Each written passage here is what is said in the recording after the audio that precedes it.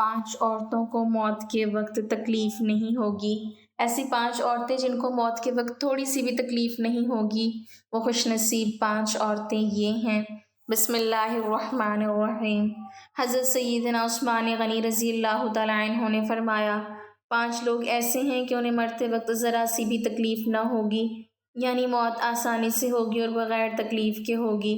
پوچھا گیا کہ جناب وہ کون سے 5 لوگ ہیں جنہیں موت کی سختی میں بھی نرمی میسر ہوگی؟ تو فرمانے لگے کہ سب سے پہلا شخص وہ جو اپنے ماں باپ کی موت کے بعد، یعنی ماں باپ کے مرنے کے بعد وراثت کا حصہ اپنی بہنوں کو پہنچانے میں جلدی کرتا ہے، یعنی وراثت کا حصہ اپنی بہنوں کو جلد اور بر وقت پہنچاتا ہے۔ ایسا نہ ہو کہ بہن کے بچے بھوک سے بلکتے رہیں اور تم بہن کے حق پر قبضہ کیے بیٹھے رہو، اور بہن اس انتظار میں رہے کہ میرا بھائی کب مجھے میرے ماں باپ کی وراثت میں حصہ دے گا۔ واضح رہے کہ والدین کی ترکہ میں جس طرح ان کی نرینہ اولاد کا حق و حصہ ہوتا ہے، اسی طرح بیٹیوں کا بھی اس میں شرعی حق و حصہ ہوتا ہے۔ والدین کے انتقال کے بعد ان کے ترکے پر بیٹوں کا خود تنہا قبضہ کر لینا اور بہنوں کو ان کے شرعی حصے سے محروم رکھنا ناجائز اور سخت گناہ ہے۔ بھائیوں پر لازم ہے کہ بہنوں کو ان کا حق و حصہ اس دنیا میں ہی دے دے، ورنہ آخرت میں دینا پڑے گا، اور آخرت میں دینا آسان نہیں ہوگا۔ حضرت انس رضی اللہ تعالیٰ عنہ فرماتے ہیں، رسول اللہ صلی اللہ علیہ وسلم نے فرمایا، جو شخص کسی کی میراث کاٹے گا، یعنی کہ اس کا حصہ نہیں دے گا، تو اللہ تعالیٰ قیامت کے دن اس کی جنت کی میراث کاٹ لے گا۔ لہٰذا فرمایا گیا کہ بہنوں کو بر وقت حصہ دینے والے کی روح موت کے وقت بڑی آسانی سے نکلتی ہے۔ ایک عورت کا بھائی فوت ہوا تو اس عورت نے بہت اصرار کیا کہ مجھے بھی قبرستان لے چلو،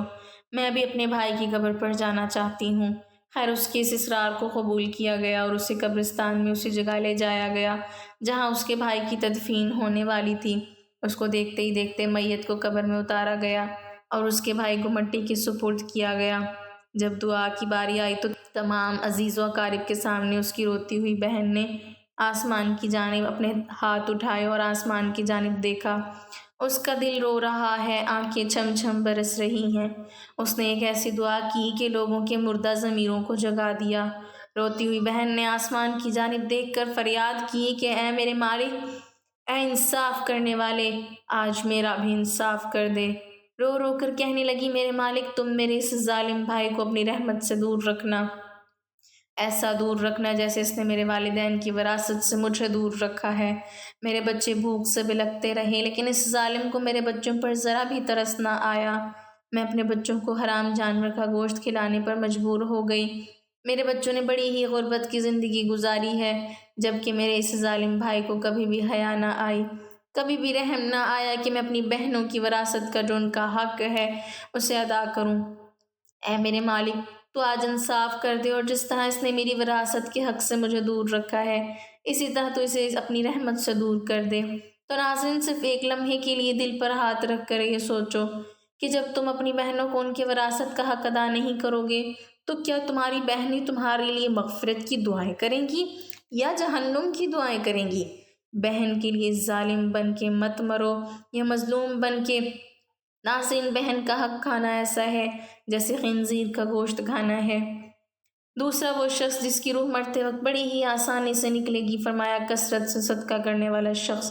ایسا شخص جو اللہ کے رسول صلی اللہ علیہ وسلم کی رضا کے لیے اپنی مال و دولت میں سے یوں صدقہ کرتا ہے کہ جب وہ اپنے ایک ہاتھ سے کسی کو دیتا ہے تو دوسرے ہاتھ کو پتہ بھی نہیں چلتا۔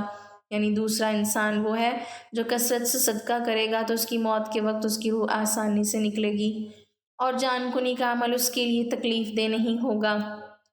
نمبر 3، ایسا انسان جو اپنی فیملی سے اچھا سلوک کرنے والا ہے، یعنی اپنے ماں باپ، بیوی بچے اور بہن بھائیوں سے نرم دلی کا رویہ رکھنے والا ہے، اپنے بیوی بچوں سے پیار کرنے والا ہے، حلال لقمہ کما کر اپنی بیوی بچوں کی کفالت کرنے والا ہے۔ بزرگان دین فرماتے ہیں کہ جب رزق تنگ ہونے لگے تو دسترخوان کو وسیع کر لیا کرو، یعنی اپنی بیوی بچوں پر خرچ کرنا بھی صدقہ ہے، انہیں کھلانا بھی صدقہ ہے۔ لہٰذا ایسا شخص جو اپنی فیملی پر خرچ کرتا ہو، ان سے حسن سلوک کرتا ہو، جب وہ دنیا سے رخصت ہوگا تو اس کی روح نکلنے میں آسانی ہوگی اور اسے کوئی تکلیف نہ ہوگی۔ اسی طرح حضرت عثمان غنی رضی اللہ تعالیٰ عنہ نے فرمایا، جو شخص یہ سوچ کر نماز ادا کرتا ہے کہ جو نماز وہ ادا کر رہا ہے وہ میرے نبی صلی اللہ علیہ وسلم کی آنکھوں کی ٹھنڈک ہے، نماز دین کا سکون ہے، نماز مومن کی معراج ہے، اسلام و کفر میں تفریق ہے، تو 5 وقت کا نمازی موت کے وقت کسی قسم کی سختی میں مبتلا نہ ہوگا۔ پھر فرمایا 5واں وہ شخص جو قرآن کی تلاوت کرتا ہو، یعنی خود بھی قرآن پڑھتا ہو اور دوسروں کو بھی قرآن سکھاتا ہو۔ پھر فرمایا راتوں کو تنہائی میں اٹھ اٹھ کر قرآن پڑھا کرو اور قرآن پڑھتے وقت رویا کرو۔ فرمایا کہ اگر رونا نہ بھی آئے تو رونے کی کوشش کر لیا کرو۔ حضرت علی ہجویری گنج بخش رحمۃ اللہ علیہ سے کسی نے پوچھا کہ حضرت اگر رونے کی کوشش بھی کریں اور پھر بھی رونا نہ آئے تو پھر کیا کریں؟ تو فرمایا کہ پھر اپنے مقدر پر رویا کرو کہ تم اتنے سنگ دل ہو گئے ہو کہ تمہاری آنکھیں آنسو نہیں بہاتی۔ حضرت عائشہ صدیقہ رضی اللہ تعالیٰ عنہ کہتی ہیں کہ جب سے انہوں نے اللہ کے رسول صلی اللہ علیہ وسلم کو موت کے وقت درپیش سختی کا منظر دیکھا ہے تب سے کسی کی آسان موت پر خوش نہیں ہوتی اور آسان موت نصیب ہونے کی تمنا بھی نہیں کرتی، کیونکہ وہ جان چکی تھیں کہ نہ تو موت کی سختی مرنے والے کے برے انجام کی دلیل ہے اور نہ آسان موت کی کوئی عزت و افضائی کی بات ہے۔ اگر سچ مچ ایسا ہوتا تو اللہ کے رسول صلی اللہ علیہ وسلم کو آسان سے آسان تر موت نصیب ہوتی۔ یہی وجہ ہے کہ نہ وہ موت کی سختی کو ناپسند کرتی تھیں اور نہ کسی کی آسان موت پر خوش ہوتی تھیں۔ موت کی سختی کے بارے میں حضرت عائشہ رضی اللہ تعالیٰ عنہ سے روایت ہے، آپ رضی اللہ تعالیٰ عنہ فرماتی ہیں کہ میں نے رسول اللہ صلی اللہ علیہ وسلم کو حالت نزع میں دیکھا۔ آپ صلی اللہ علیہ وسلم کے پاس پانی کا ایک پیالہ رکھا ہوا تھا، آپ صلی اللہ علیہ وسلم اس میں ہاتھ داخل کرتے اور پھر اپنے چہرے پر پھیر لیتے تھے اور فرماتے کہ یا اللہ موت کی سختی میں میری مدد فرما۔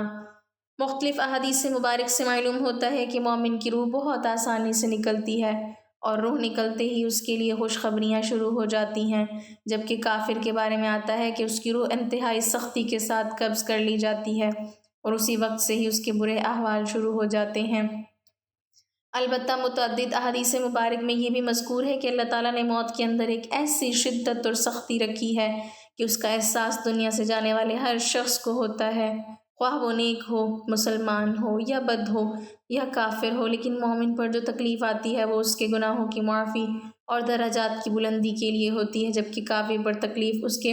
بد اعمالیوں کی سزا کے طور پر آتی ہے۔ چنانچہ ایک حدیث میں آتا ہے کہ مومن گناہ کرتا ہے، اسی وجہ سے اس پر موت کے وقت سختی کی جاتی ہے تاکہ اس کے گناہوں کا کفارہ ہو، اور کافر بھی نیکی کا کام کرتا ہے